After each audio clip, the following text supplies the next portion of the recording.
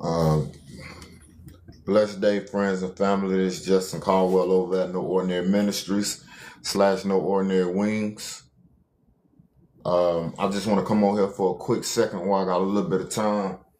Um, just to go over and highlight this whole identity thing and how important it is, the importance of spiritual identity. So we're gonna start from the top with ordained identity. Will ordain identity. How identity establishes alignment, authority, and destiny in Yahweh's kingdom.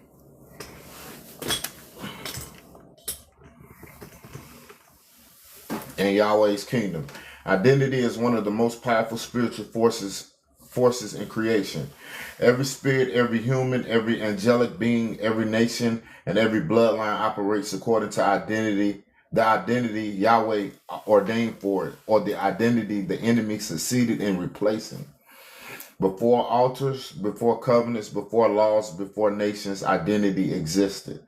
Identity is the first legal assignment Yahweh gives to anything he creates. Identity begins in the mind of Yahweh. Destiny is not random. Purpose is not accidental. Your identity exists before your body did. According to Jeremiah 1:5, before I formed you in the womb, I knew you. I ordained you. To know in Hebrew, Yada means identity, intimately set apart, personally recognized, legally assigned, spiritually marked. Your identity was written in Yahweh's scroll before you ever touched earth. Your original identity is a heavenly identity, not an earthly one. Identity determines alignment. Identity is not a description, it is a spiritual alignment. Identity determines what altars pursue you, what spirits monitor you, what gifts activate in you, what attacks target you, what angels guard you, what paths unfold before you. And right here, what attacks target you, all of this is determined, your identity determines what attacks target you. Because a lot of times we see, even when we are ordained to do something great, or even the works, anything for the holy kingdom, or like just about to receive anything of anything big, we understand that we're going to be attacked, or it's always going to be some misfortune or some unfortunate situations, but it's not to deny you, or or even that the delay is not to deny you, is really just to strengthen you and to get you prepared for when you do get to that point. So your identity also determines what angels guard you, what path unfolds before you. And this is why it's important not to be around just anybody, you know. And the scripture tell us that too. I think I got it in here somewhere. And it determines what realm you naturally align with, heaven or the adversary. Identity is like a spiritual frequency. If the frequency is off, the entire destiny becomes distorted. Not switched, or somebody stealing your destiny. That cannot happen. It's really impossible. Identity establishes legal authority. In the spiritual court, you are recognized by your identity, not your name, not your effort, not your emotions. Identity grants access, language, inheritance, authority. I said that yesterday about that inheritance, that identity, that name. A child of Yahweh has legal rights in the spiritual realm that no other identity can claim. It's all through the Bible. Your inheritance, the inheritance. This is why the enemy's number one strategy is identity theft. Yes, what I was saying yesterday. If he can distort the identity, he can delay the destiny. That's all the enemy can do, is delay the destiny, manipulate you into being interested in something that ain't got nothing to do with you or your destiny, and they just delay it. It's always yours. It's your destiny just gonna be put on hold. Redirect your calling. weaken the authority, and bind the blood. Identity determines what kingdom you operate from. Identity is the foundation of destiny. Destiny is not just what you do, it is what you are ordained to become. Identity established destiny in three ways. Name assignment. In scripture, a name wasn't a label, it was prophecy. So for Abraham, his name went from Abraham to Abraham, and it was an identity shift, which led to a destiny shift. And Jacob, his name turned into Israel, which was a identity shift, which also turned into a national destiny. Simon, which his name turned into Kepha or Peter. Bloodline assignment. Your identity connects to generations before you. Your blood carries covenants, altars, blessings, and battles. Scroll assignments. According to Psalms 139:16, says, your days were written before you lived them. Your identity is tied to a scroll, a heavenly blueprint. Lose the identity, you lose the scroll. Restore the identity, you restore the destiny. Identity determines what spirits have access to you. Spirits are legal creatures. They target identity. If the identity is aligned with Yahweh, heavenly angels respond. If the identity is corrupted, unclean spirits gain rights. Example, Israelite identity protected Israel under covenant. When Israel took on foreign identities, idols, foreign spirits attacked. Even when they started indulging with the wrong people, the same thing. Identity determined whether they were aligned with Yahweh's realm or demonic realms.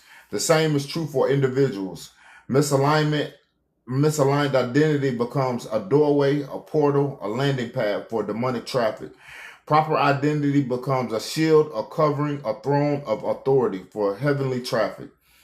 Identity is formed by the kingdom you obey. Whatever you obey is the kingdom you identify with. You can't serve two masters.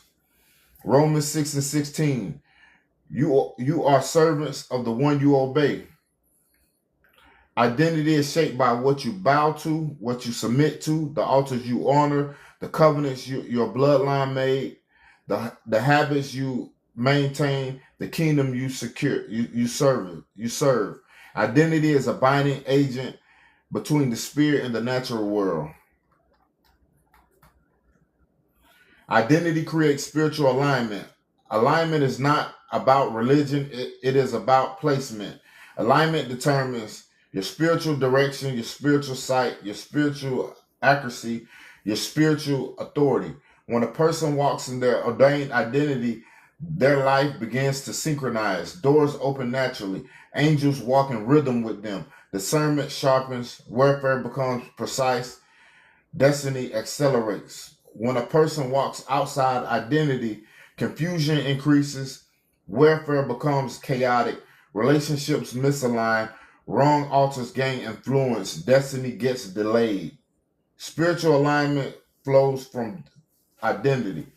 A mantle, a throne of responsibility. Identity acts like the key to unlock each layer. If the identity is off, the destiny stays in holding. It's just delayed. Identity always conflicts with counterfeit identities. Your ordained identity has an opposite, a counterfeit, created by the enemy to sabotage destiny. Examples: Moses, he was a deliverer. Pharaoh tried to make him Egyptian. David, he was a king. Saul tried to label him a shepherd boy. Gideon, he was a mighty man. The enemy called him insufficient. Yahushua, he was the Messiah, Jesus Christ. Pharisees called him demon possessed. Satan uses labels, trauma, generational curses, religious systems, shame, rejection, and culture to hide your identity beneath counterfeit identities. A counterfeit identity blocks destiny. Identity attack affects your bloodline's future.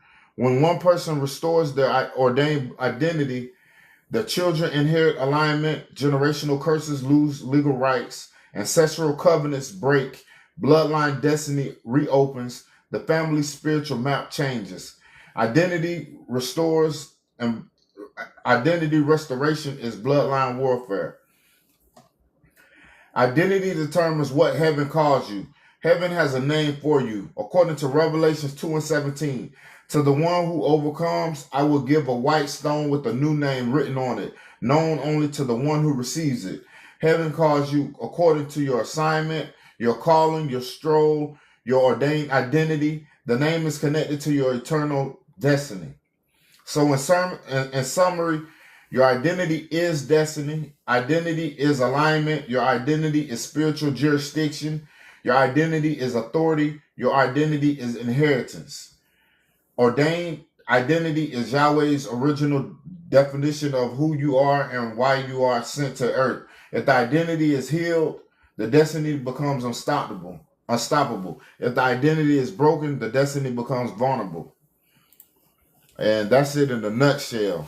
And that's pretty much what I'm gonna be hitting on the two books, the 2-volume books. I'm finishing up. I haven't published them or even did an edit on it yet, but those 2 books is gonna have all that information in it. And book 1 is The Rhythm of Heaven, A Journey Through Time, Dreams, and Spiritual Alignment. And book 2 is Yahweh's Ordained Days. And it hit on all of that. So y'all be blessed, man. I love y'all. Y'all check this video out, man. Watch it again. Share it, man. Blessings.